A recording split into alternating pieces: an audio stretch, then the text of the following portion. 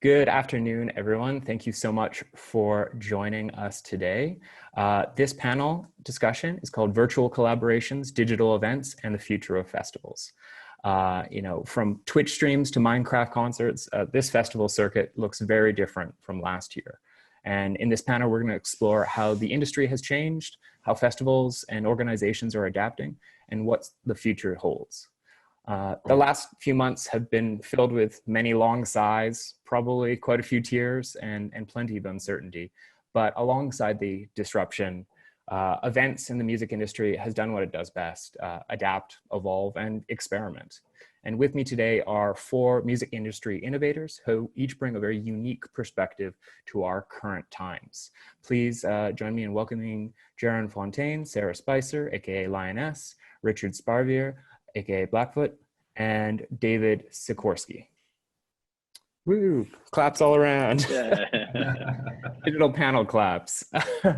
So to get us started, and just to let everyone know where each of you are and what organizations you represent, I'd love to ask you each who you are, a little bit about yourself, and how you've either taken what you've currently done in your organization and transitioned it to a new reality. So let's start with you, Sara. Sure. Thank you. Thanks for inviting me to this discussion.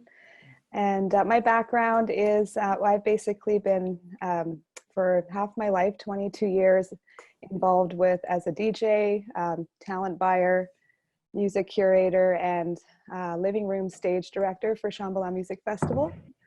And it's through this time, since we are called the living room stage, we kind of just jumped on board with the live streaming right away. I feel like, if I'm going to be fully transparent, and maybe some people out there can relate to this, but I feel like it's been assigned to me. It wasn't something I necessarily chose, but I've definitely been rolling with it, and we're learning as we go. And we've just been running these bi-weekly living room session streams called Living Room Chronicles, and inviting artists that we have had play in the living room, and also simultaneously offering like a Zoom room party at the same time, just to keep people connected. So it's a learning process, and we've been learning so much, and I love the collaborative just the collaborations I'm noticing amongst all the artists and promoters. And every day is a new day. Thank you. Awesome. Thanks so much, Sara. David, can you tell us a little bit about what you do and how you're acting in this new pandemic? Certainly. So I'm David Sikorski. I'm the senior editor at EARMILK. I've been a San Francisco-based music journalist for a couple of years now. EARMILK started back in 2009 as an MP3 blog, and we kind of, through the years, morphed and evolved into more of a music blog, a music publication, but have always kind of kept the same ethos of supporting underground and supporting the younger up and coming artists and new music. And with the whole quarantine and a lot of the kind of new crazy times that we're going through, we've shifted our focus into providing an outlet and a platform for a lot of musicians to still reach audiences and reach fans in exciting new ways. So we've been kind of launching multiple new different live stream festivals, live stream events, and live stream kind of daily performances and videos with multiple artists around the world. And it's been, it's been a crazy time, and there's been a lot of unfortunate, circumstances out there for many of us. But it's also been secretly exciting, especially from a media standpoint, and kind of diving into this and seeing this sense of music renaissance occurring. So that's kind of been what we've been exploring more so, and it's just been, an exciting time to do so. Awesome, thanks so much. Richard, tell us about yourself. Yeah, I'm gonna just introduce myself in my language first. So just want to cook a state boom. Hello, everybody. My traditional name is Coming Lightning. I'm from Mohkinstsis, Calgary, Alberta. My community is Siksika Nation. And my business is Drumbeat Entertainment, and we've been hosting the virtual Powwow Festival. Our first one was March 21st, and it was just a response to what's going on right now with all of the clubs in our city closing, all of the nightlife kind of taking a halt. and all of the festivals and stuff kind of being stopped in its tracks, we just thought it would be a good opportunity to continue to push out content and work together with other artists to create something that is new and innovative, to continue to bring music to people during this time. Great, thanks so much. And last but not least, Jeroen, please tell us about Audio Obscura and the work that you're doing. Thank you for inviting me. With Audio Obscura, we do events since 2013, and we try to differentiate in terms of always finding a unique venue and challenging artists to play that venue. And that way our audience is getting another experience instead of a regular club or festival.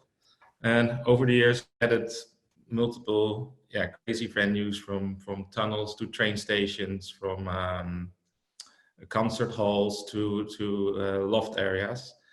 And when the lockdown started here in the Netherlands, we immediately started live streaming from our beloved loft, which is for Amsterdam, very high building on the 16th floor, because we don't have that much high building. So you have a view over the city. And normally we will never live stream there, because it's when we do our events there, it's really experience to be in such a small room with that view. Mostly we do like sunrise sets there for the last 3 to 4 years, I think. So the tickets for those events are like crazy. You know, when we go online, there are like 30,000 people waiting for only 300. So we decided never to live stream those events and just let it be an experience. So when this lockdown started, we thought, okay, this is the way to turn this around. Are you still hearing me? Yeah. Okay.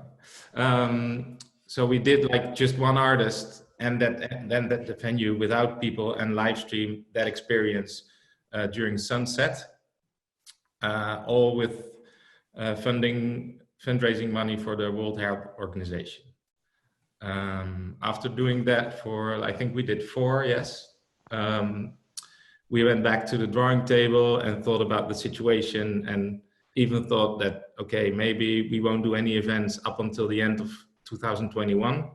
So what does that mean? And from that point of view, we started to look at a new model for live streaming, in which we want to pay everyone that's involved, from the artist to the streamer, from the PR agency to the marketing. And not only stream from that venue anymore, but look into beautiful historic cultural venues in the Netherlands during sunset. And we made a deal with the biggest cinema theaters in the Netherlands. So besides the online experience, we will also bring an offline experience where people are able to buy a ticket, go to a cinema, have a big screen to view the stream, but also have a very good sound system, and are able to buy a drink and have a little dance within the 1.5 meter distance society. That's terrific. That's a very unique and innovative idea. When's that first event happening? June 11th. Okay, wonderful. So everyone look out for that. So I think this is kind of a good jumping off point into, there is a tendency when you get a bunch of events people together talking about the industry during this time for it to get a little morose and frankly depressing. But I think there's also quite a lot of creativity and innovation going on. So I would love to know from each of you, what are some of the things that excite you most about digital events or the possibilities made possible by virtual or digital formats? And David, do you like, not to volunteer you, but do you want to start us off?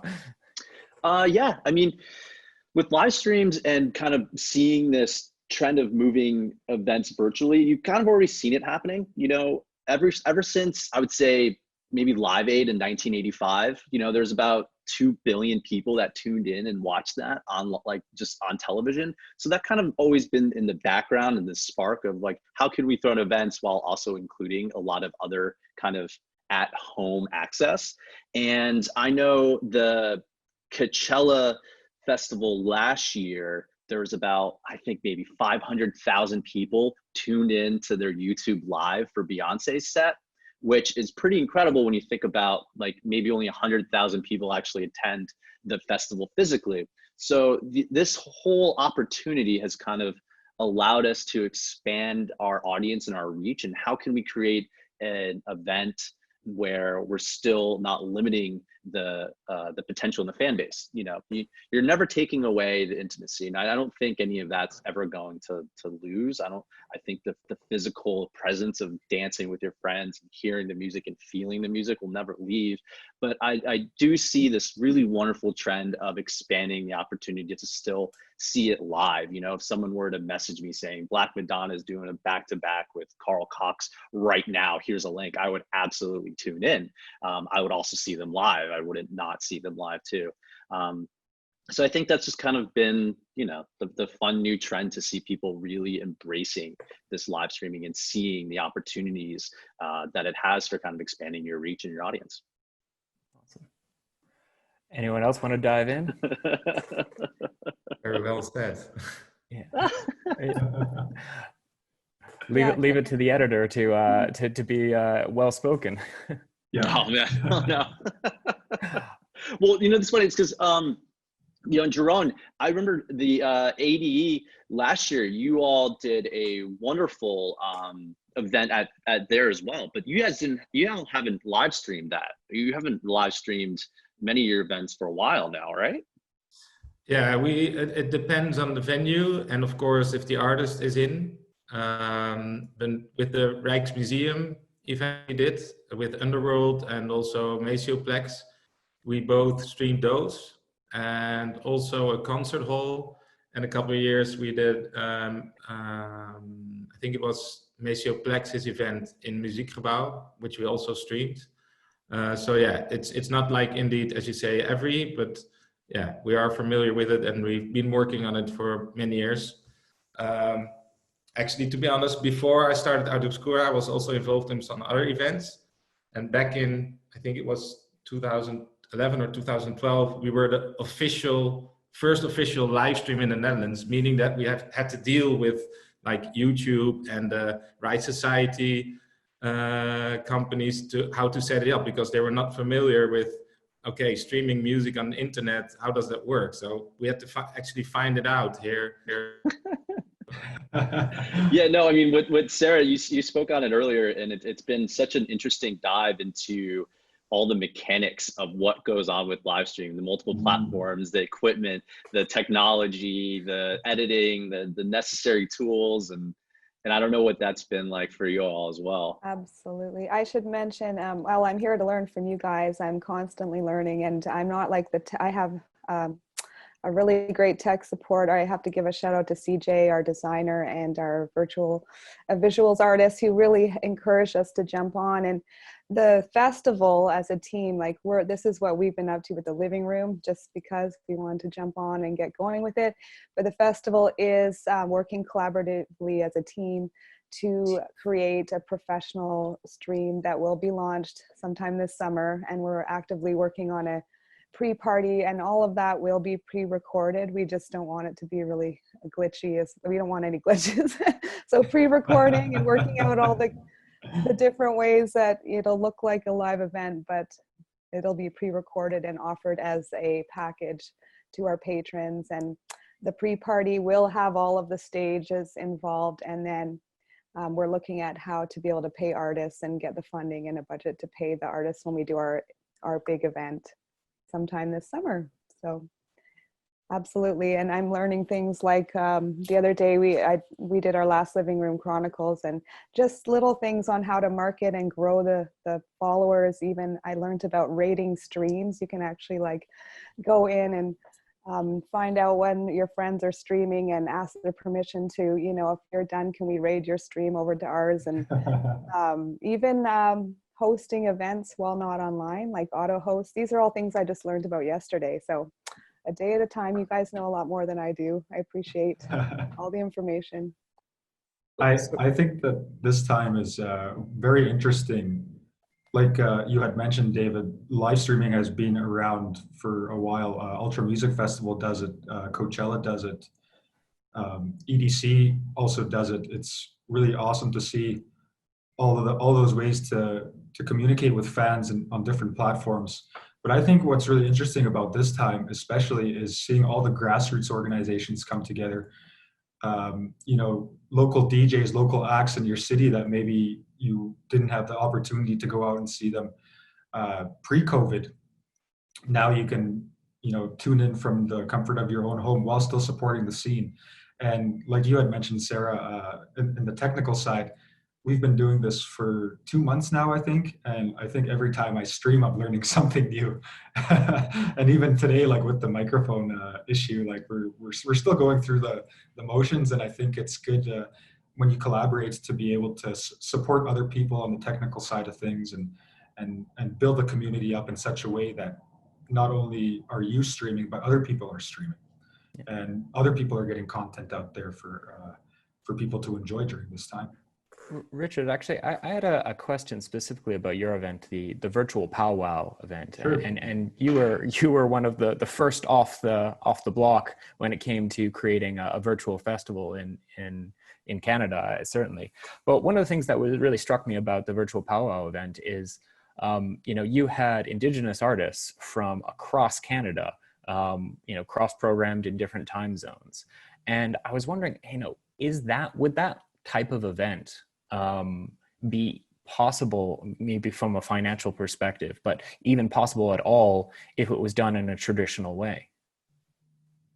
In a traditional sense, what do you mean? Like in a physical in-person event, like having that many Indigenous artists from all over the country all fly into the same city, on such a quick turnaround.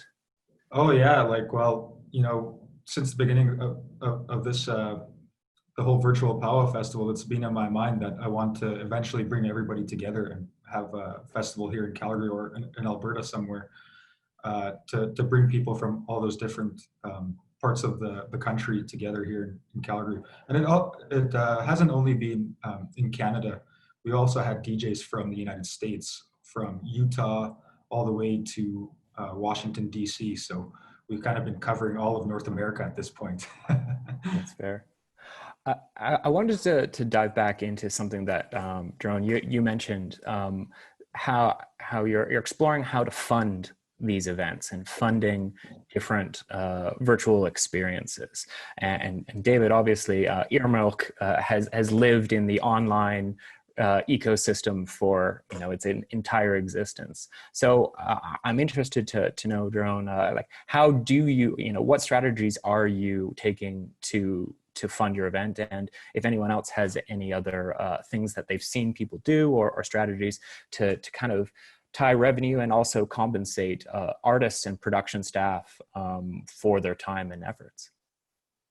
Yeah, well, the first choice we made was to let the viewers not pay for watching the stream. I think that's the first thing you have to think about, because it's possible and maybe it should go that direction, and maybe will help people think about it. But we just decided not to dive into that at this point. Also because for now it was more the idea for maybe temporary, but while doing it, it could grow into something that stays. But we decided not to let the viewer pay at this point, the online viewer. So in our model, we needed funding. So we added brands and let them believe in the story, and let them fund the makers side of making these streams happen. But as David already mentioned, we did some streams before and we sold that content to different platforms worldwide. So people pay for episodes and there's a lot of content needed. So, and I think our industry and the streams that we do, or most of us do, are interesting content for platforms. So once you have a distribution partner and you have good streams and you can sell those episodes, then there's another model where you can let everyone involve and make money on. What kind of platforms are those distribution platforms? Is it YouTube? Is it streaming? Is it production companies, TV, film? You mean for the distribution of your content? Yeah. Yeah. I think in the US we mostly work with in demand, but we have set up these kind of platforms in China, in Brazil, in yeah, multiple countries. So you sell the content per country or per platform. Yeah. Interesting. David, do you know, EARMILK, how has EARMILK kind of sort of transitioned its business model and its focus during this time? Well, you know, we've always kind of looked into the opportunities for branded content, you know, and given the fact that live streams are kind of the new, you know, the new form of spreading this kind of content, especially for live performances and meeting with artists, you're kind of looking for brands and marketing brands that kind of reach those same audiences that they would have done if, let's say, you know, and this is just a larger company, like someone like Toyota was going to launch a little mini room stage at a festival, or someone like, you know, a vodka or a spirits brand. They were going to do a stage or a little, you know, a side thing at a festival. Instead, now we're looking at those same brands to re-engage with those audience, re-engage with those festivals, but through live stream performances. Like, how can we create something that's going to be unique? Maybe a talk that'll kind of, you know, the ways to engage those same audiences, but just through these kind of live streaming, these branded content opportunities. And have you, I mean, you've mentioned that you've incorporated with a lot of different other events and different types of festival and conferences. Have you seen sort of the big brands sort of coming on to this, like live streams and funding these type of virtual experiences more and more? Not as quick as you think they should have. I think, I mean, it's tough because a lot of COVID hit all of us hit the whole world unknowingly, you know, and then all of a sudden, you know, for the first couple of weeks, people were just trying to deal with their daily lives. And then after that kind of settled, you know, that's when all of this kind of occurred. Like, oh, we can still engage with audience. We can still create music. We can still create videos. We can still work. And so I don't think brands have had the opportunity to really properly engage with it yet. There's so much opportunity for them to do it. We're avidly launching that. But I think they're just trying to, just like all of us, we're all just trying to wrap our heads around how to do it. It's very early in its stages in terms of music. You know, gamers, the best way to do is look at what gamers have been doing. Gamers have been doing this whole live streaming. They've been getting branded partnerships. They've been making money off of live streams for years now. They know how to do it. That's the kind of business model I think a lot of the music industry needs to almost kind of look at and mirror, if anything. But yeah, no, I unfortunately haven't seen enough brands jump on this as quick as they should have yet, but who knows? I'm interested from a public perspective. I mean, in Canada, we're very fortunate to have quite a bit of public funding in support of individuals during this time, and you know, it varies from district to district, or province to province, and country to country all over the world. But I'm interested in what's happening in each of your cities, in each of your environments, in terms of how your governments or municipalities are supporting you as event organizations or not supporting. I mean, Sara, how's the town, you're based in Nelson, I believe. Yeah. How has the town been in terms of supporting, or how has the BC government been in supportive of Shambhala and maybe the living room stage? Well, we've had really good support, and I can speak like our COO has been absolutely on top of it every day, working with health authorities, local governments. I believe the festival as a whole, when we went into critical mode, probably beginning of March, if we can all remember when everything just started canceling, the shock waves and everything. And as a team, we've moved through in a relatively positive way. They've received subsidized income to keep the core staff employed and as long as possible, which really has made a difference. I could even mention that the agents, I know this is a different topic, but they've maintained a very good relationship with the festival, which is a relief. And our focus is in saving the longevity of it.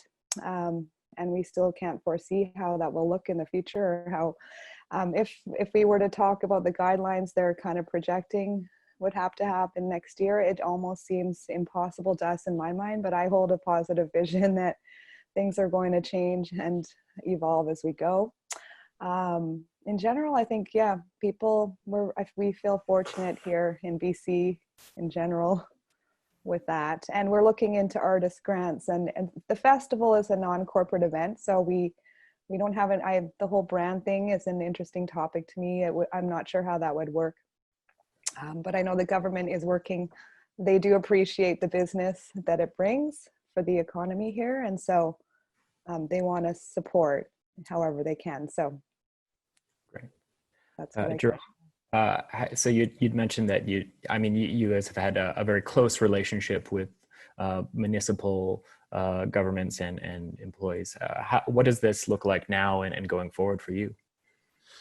Well, here in the Netherlands, they decided for freelancers to get a €1,500 payment. Companies that are in our industry or industries that were hit hard without any personnel were getting €4,000, and companies with personnel would get a funding up to 90% of their turnover if they lost equally. In the end, it will never be around 90%, but they did that in order to let everybody not fire anyone. So that was the last 2 months. Looking at our industry, this week a new initiative started. So they were trying to get autograph or signatures for a petition with the idea to skip the VAT of our industry. So on drinks or on tickets or on anything that you're working on, so that the VAT percentage is for the promoters or the people working in our industry, and have a turnover compensation up to 40%. Wow. So this is going to the government, I think, somewhere next week. And this also has to pass through like for Europe. Because this is like a rule not every country or a decision not every country can make by themselves because of European law. But that could be interesting for a lot of people or a lot of companies in our industry to at least have some sort of compensation and have some air to breathe with during this time, and not able to, especially not if you're in the big live events, you know, the uncertainty of not planning a next event while keeping the people on board is very difficult, of course. Definitely. For your cinema deal and partnership, is that a purely sort of private deal and partnership, or was, you know, your governments and organizations involved with putting that together? No, that was a pure between Obscura and Fontein cinemas. Yeah. Okay. And was there, you know, a certain level of, you know, reviewing various health guidelines and how did you navigate the sort of permissibility or even the liability of such something? Yeah, well, fortunately, the cinemas had to do themselves in order to open. If you have new ideas as an industry or as a certain group, like this cinema as a group, they had to make protocols for how to reopen. So let's say not only this cinema chain, but all the cinemas had to make this protocol, and then send it to the government, and they would check it, and then they were able to open up.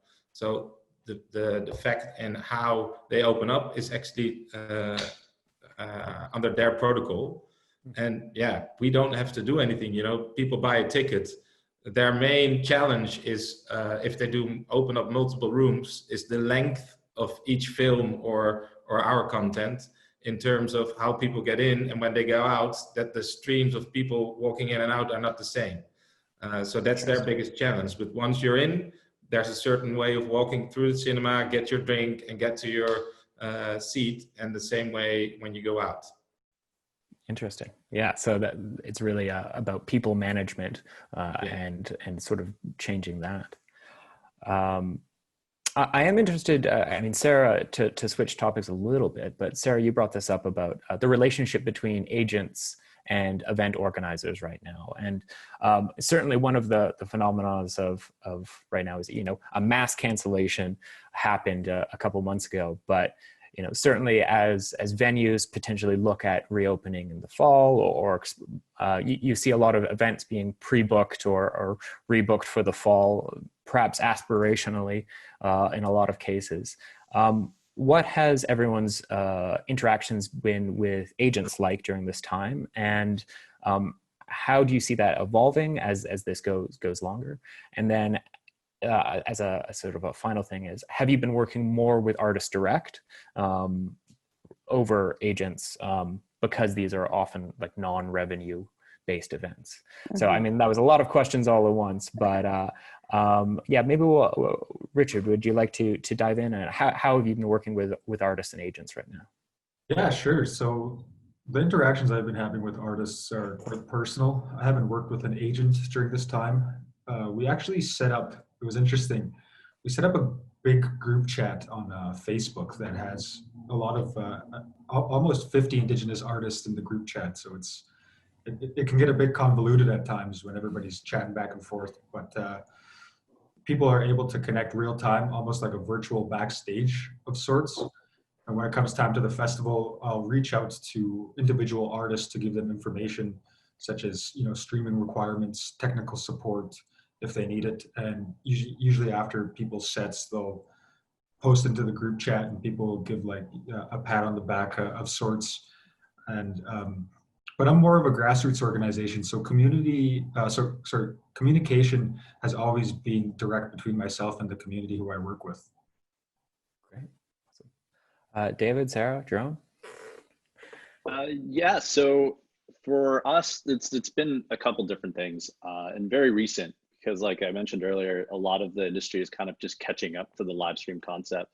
So what was once just really easy outreach to management and publicists, there have been blockades now. The few blockades comes from a couple different factors. One, people aren't making the money that they're making. So a lot of unfortunate, PR agencies are dwindling down, and also artists are having to unfortunately let go of these costs. And so I have been working with some artists more directly because that's just what's happening right now.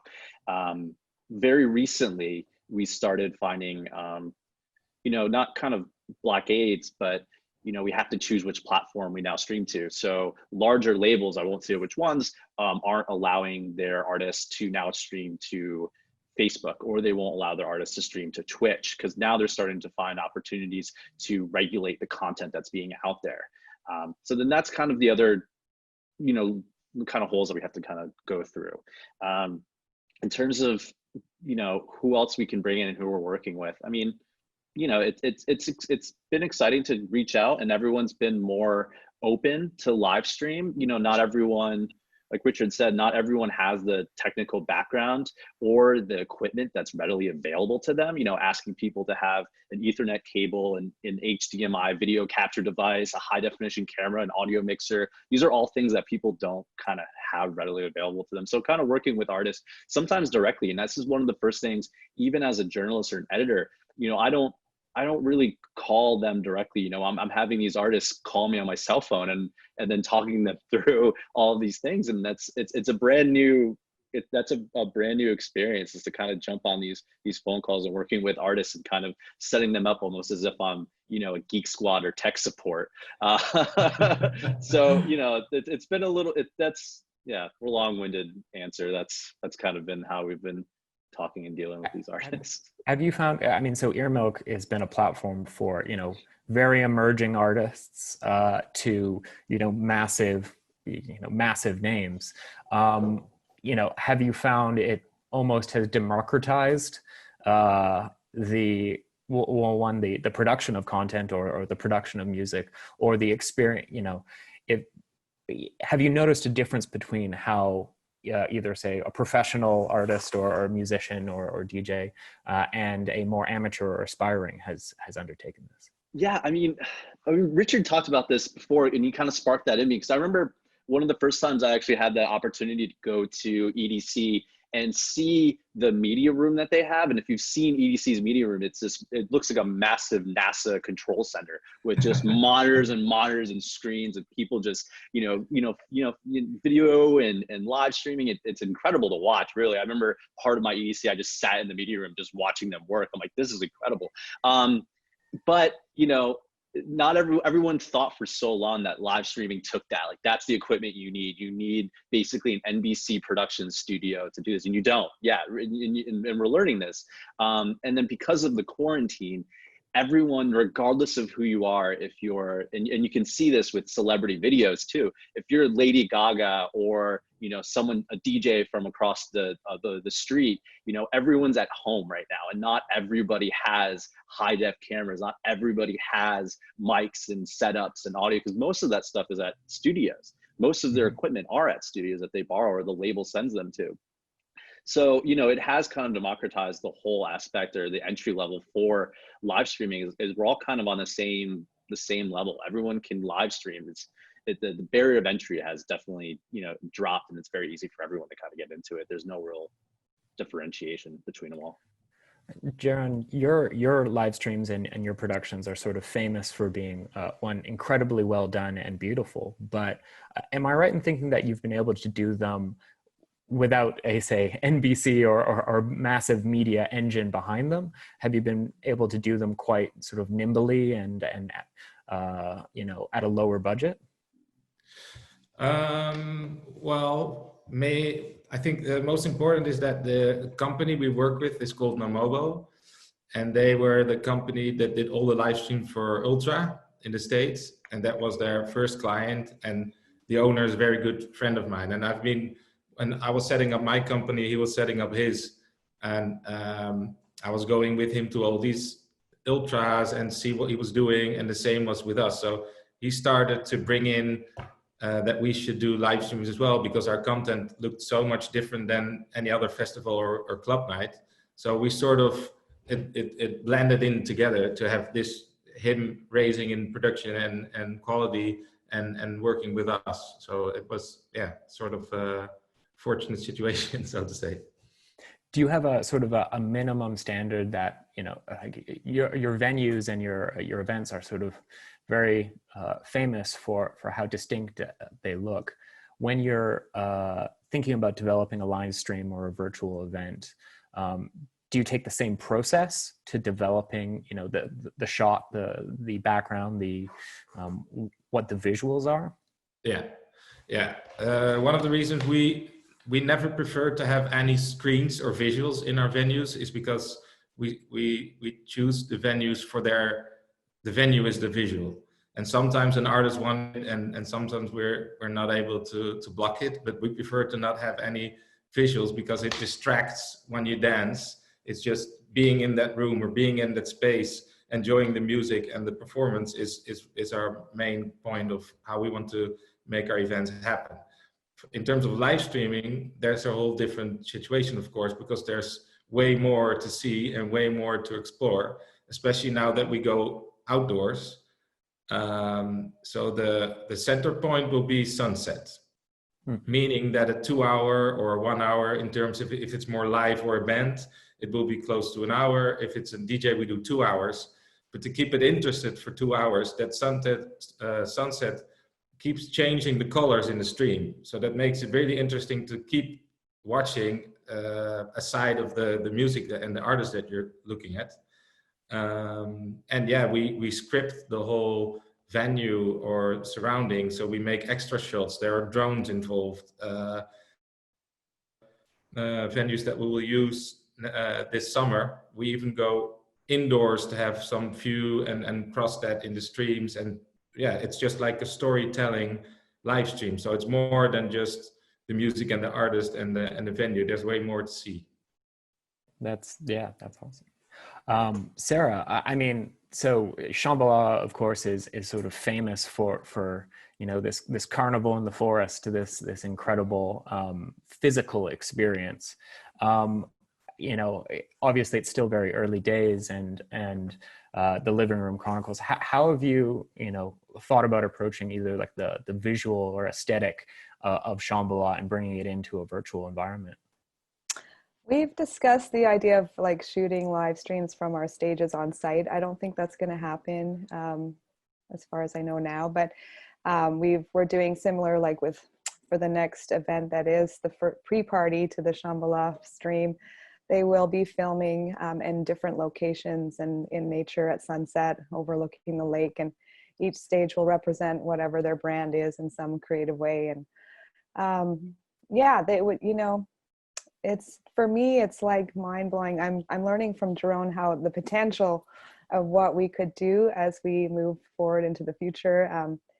But what's so special about our festival is how it's in that same location every year, and all the different stage build-ups are permanently evolving for 23 years now. So it's hard to imagine how that'll look, but each of us are trying to figure out how to, and we have visuals artists that will come in and we can sort of recreate it and make it look like, for example, the last stream we did, we had some local guys from BC.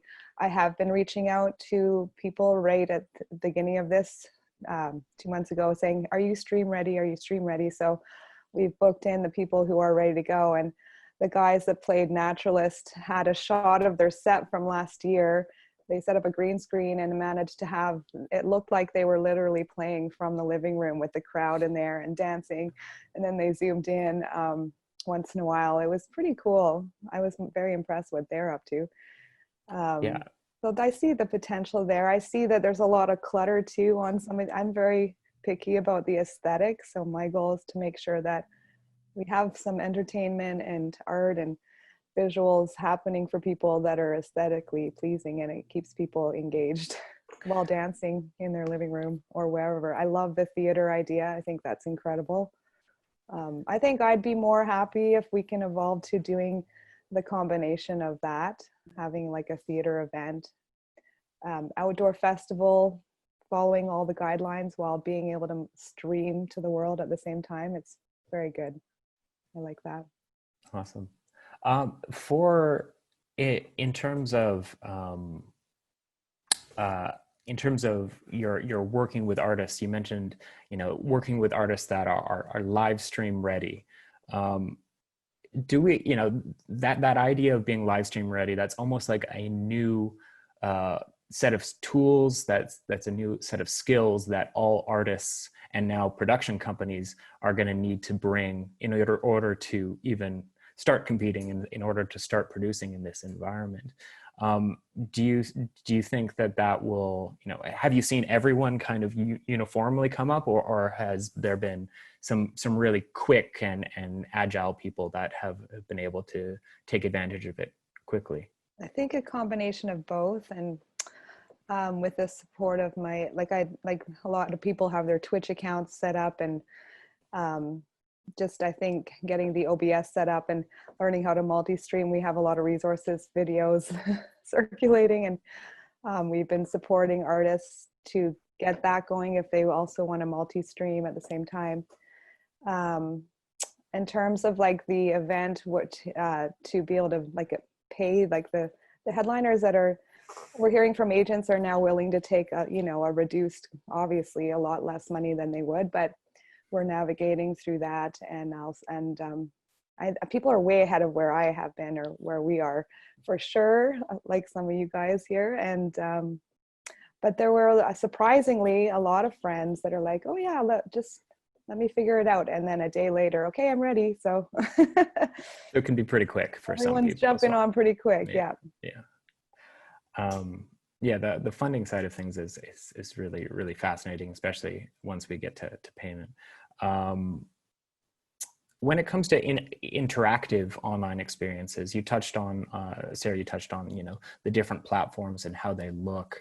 I'd like to know about, from everyone's perspective, what do you look for in a platform, and from an aesthetics standpoint and a customer service or a customer interface perspective, what makes a good platform, be it Twitch or YouTube or Facebook, and what do you consider?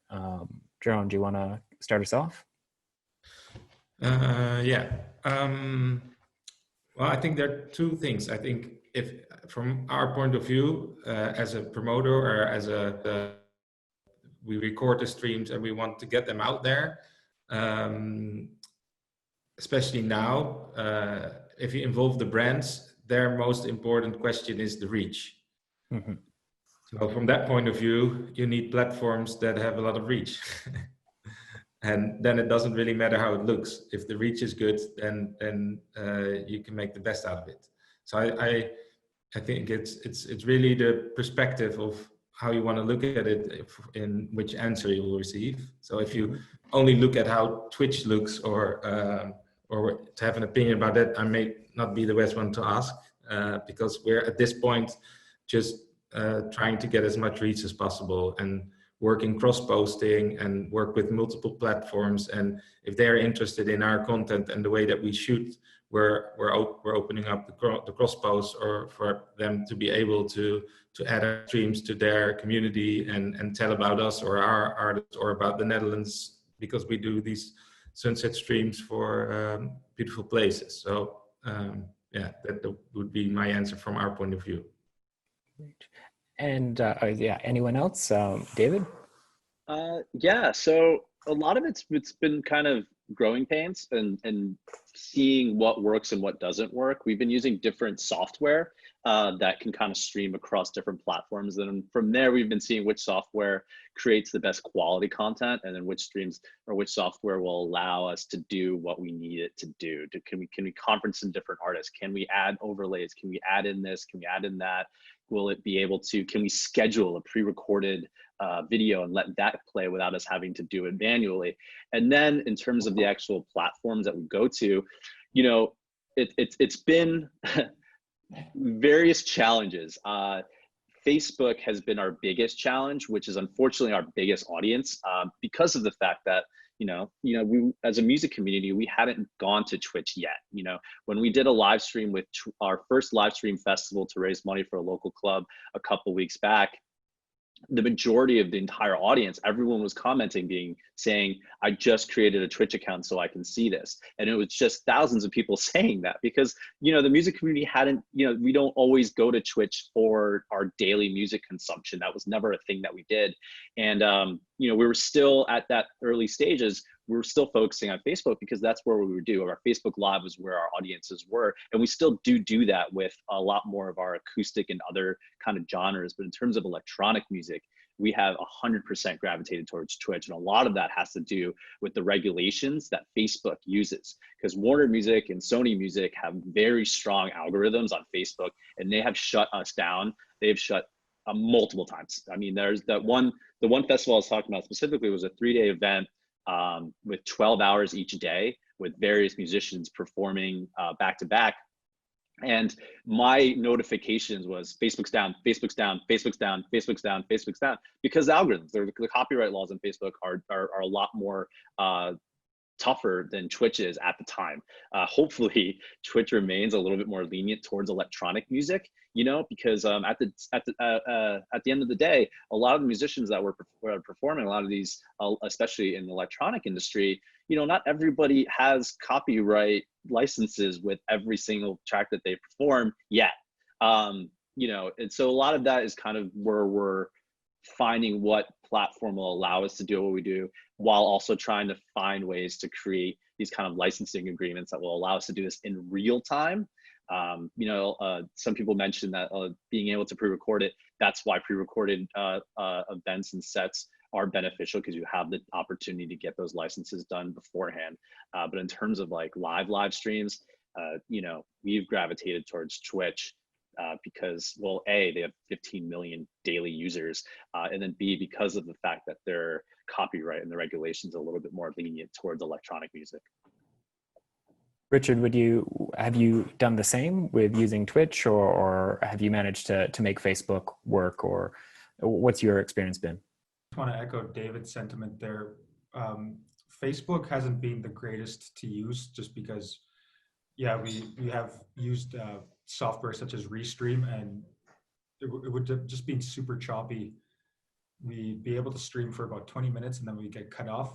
But what's been really great about Twitch is we've been able to stream the whole set through without any interruptions, and we've been able to communicate with viewers in real time, talk to them in the chat, moderate it in a way that keeps it interactive with the viewer. So I feel that Twitch is being really good. There are some some alternate options that are becoming available, such as Mixcloud Live, but I don't think it's at the level that Twitch is at the moment.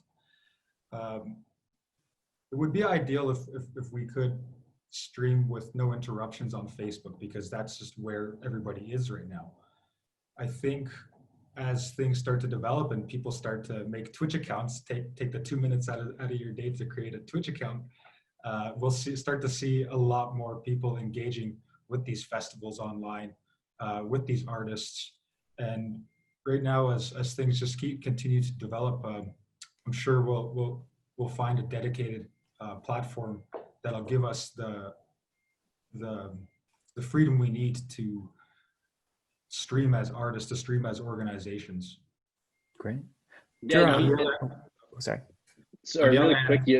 The other thing that he mentioned was the uninterrupted streams, but also because of the fact that, you know, Facebook Live automatically brings the quality of your video to 720, and Twitch will allow you to keep that quality at 1080. You know, on top of the fact that you can interact in real time with the comment section. But that was another little thing I want to add in there. And it might be too big of a topic, but on the other hand, I hope the whole COVID situation and the rising of streaming is that we do have to find a solution for the makers of the music to get their money or their copyrights. So even though this is happening, we do have to think about it, how to solve it. And the way that you have to do it now for Facebook is way too complicated. If you look at like an artist that streams from his home and is getting pulled out, you know, before he's going to license all the labels, that's not going to work. So we have to find a solution for that too. But I think that's another topic. I mean, I was going to ask, Jeroen, I mean, a lot of your streams feature artists performing, you know, entirely live sets.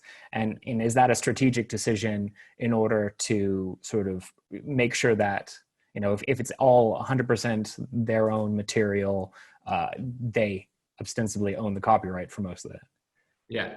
So in the first one, the first 4 we did during the lockdown situation, we've chosen 3 live acts and just 1 DJ. And we were able, so for the 3 live acts, it was easy because it was all new material or own material.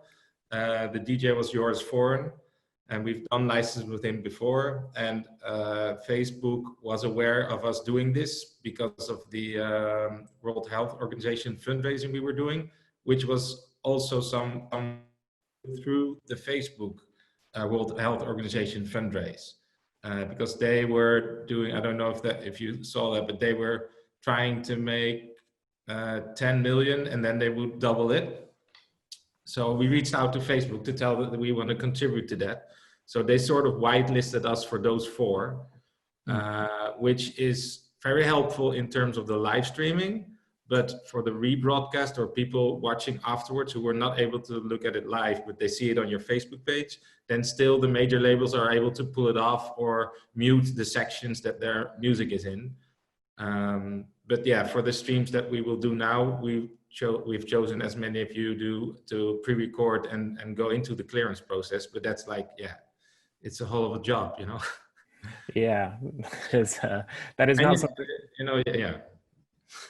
Yeah. It just sounded like, you know, it's very much, it feels very much like a different job than the original job that we all got into, which is, you know, curating events and being surprised by the music that, you know, happens at our events. And when it takes a very intense clearing process for every live stream, that'll be, it'll take some of the magic out and also potentially be, from a production standpoint, pretty impossible. Yeah, well, that's we were discussing. We did not really make it happen yet, but we were thinking maybe we're gonna cut our streams into each different music piece and send that to the labels to let them use it for their promotion. Maybe that sort of helps for them to see, oh, this is like beautiful content. We didn't make any money on it during the stream, but we have this content to push the record on our own channels. Yeah. So that's something we're considering doing and discussing during the clearing process and see if that may help them. Okay, if we all do this, yeah, maybe there's something else in it for them. Great, it's a good idea. So to kind of, we're running out of time right here at the end, but I do want to kind of ask you all to put your minds forward to when, you know, perhaps some of the COVID and pandemic restrictions start releasing. You know, maybe clubs and venues are allowed to have, you know, maybe 75% occupancy and eventually even 100% occupancy. As event producers, as people involved in the industry, what kind of things do you need to see from either governments or the audience or from the environment to feel comfortable to start producing actual events again or in-person events again? And I mean, David, I know you're not primarily an event producer, but so you can feel free to answer in to any way that you would like. But anyone care to start? Otherwise, I'm going to volunteer you. I can start. Okay, great. Yeah, Richard. Yeah, sure. So my event, first event back post COVID, hopefully it'll be nice and loud with some better lights and production, and hopefully we're back at Habitat. But I think a lot of my events tether on what restrictions are still in place for nightclubs and bars, especially here in Calgary, and what restrictions the city places on the city, as well as our local government and our federal government. But I would be most comfortable if there was a vaccine available, so we could, you know, come back in the same way that we were pre-COVID, you know, hugging and enjoying ourselves. But maybe that's not going to be the case. But you know, if that is an option, right as things start to begin to open, then, you know, patrons coming in masks and gloves. I think that's just something we might have to contend with going forward. Jeroen?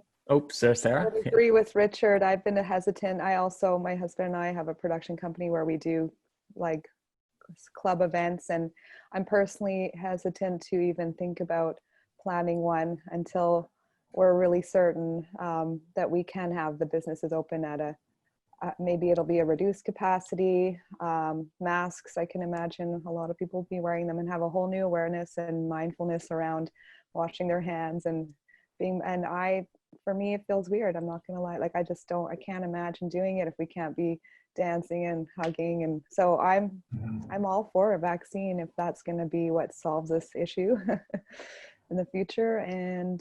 But yeah, a whole new awareness and self-care, and it's a whole new world. Jeroen? Yeah, first and foremost, I think we only want to open up when it's safe. Like, you know, I think that this world problem has to be solved first before we as an industry have to think, oh, we have to be the first one to open up. Or I don't want to be that's the case, because, you know, this is about the health of people, and everybody wants to have events, but I think we should wait till there's a vaccine, as the other one said. But yeah, also for fans and people need to be somehow close to what we've all had in the past. And I think there's a real difference in, like, you can diversify the people in ages, how they'll cope with this. I think the younger people want to go back way earlier than people around 30s or close to 40s. So the decisions that people will make when the opportunities are there will be different in the beginning when things are starting to open up. And I think it's very smart if they start with smaller events and slowly build up to the bigger concerts or festivals. So yeah, I think we have to all be very realistic. This might take a while. David, do you have anything to add on that? Yeah, I mean, to what everyone else's point, you know, there's no reason for, you know, the music industry to pull off another Fire Festival by kind of jumping into this too early. You know, we want to make sure that we're going into it safe. But when this is all kind of getting better, and then whenever we do get to a vaccine, hopefully sooner rather than later, you know, it's going to be an exciting time to see how a lot of these festivals will still implement a lot of the, you know, the things that we've learned through this entire experience, you know, creating cinematic events, but still integrating that into what we're doing, creating these drive-through concerts and still integrating that with what we do with the festival, creating these other live stream opportunities and integrating that into how we put together these stages, how we put together how people are kind of experiencing events and festivals moving forward. I feel like this kind of created a jump start to, you know, this creativity of event organizing. Yeah, absolutely. And it also be very kind of interesting, the, you know, massive festivals, massive sort of super clubs, things like that, the big concert halls have often, you know, for the last 10, 20 years been putting a lot of pressure on more underground events.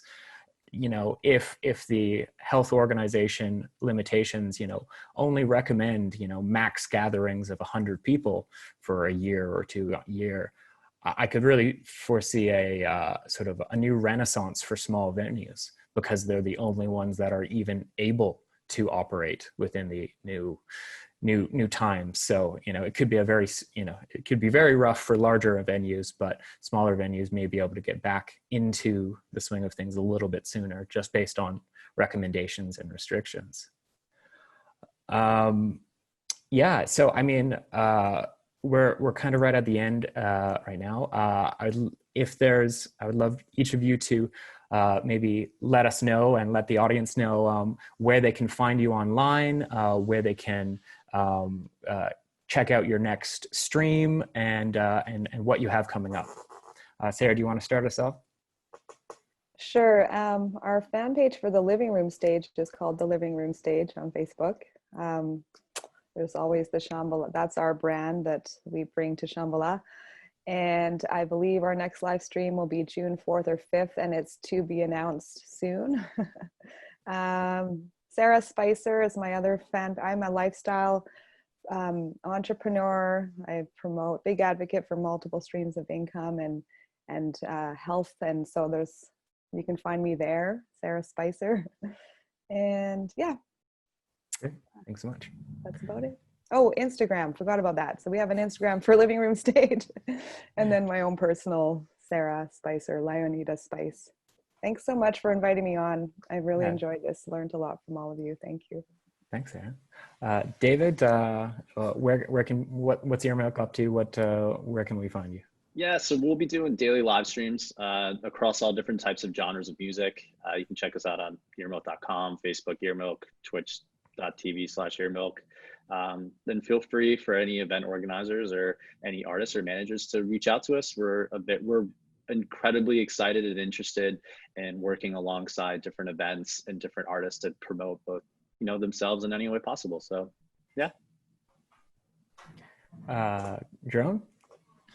Instagram, Facebook is all Audio Obscura. Website's audioobscura.com. And we start with the cinemas on June 11th, and online they have an exclusivity for a week. So online we start June 18th, every Thursday evening around, I think, 8 CEST, European time. So for the US and Canada, you have to adapt into your time zone. Richard? Yeah, you can find us at Drumbeat Entertainment on Facebook, as well as on Twitch, Drumbeat ENT. And we are streaming again on National Indigenous Peoples Day in Canada, which is June 21st. It might be June 20th because there's a lot of stuff happening on that day. And you can also find us on Instagram at Drumbeat YYC. And we also have a Mixcloud. All the sets are posted there. And yeah, I think that's it. Okay. Well, everyone, thank you so much for your time, and thank you for everyone that's tuned in, and we hope you enjoy the rest of your evening, day, morning, wherever you're tuned in from. Goodbye, everyone. Bye. Thanks, Andrew. Bye. Thank you.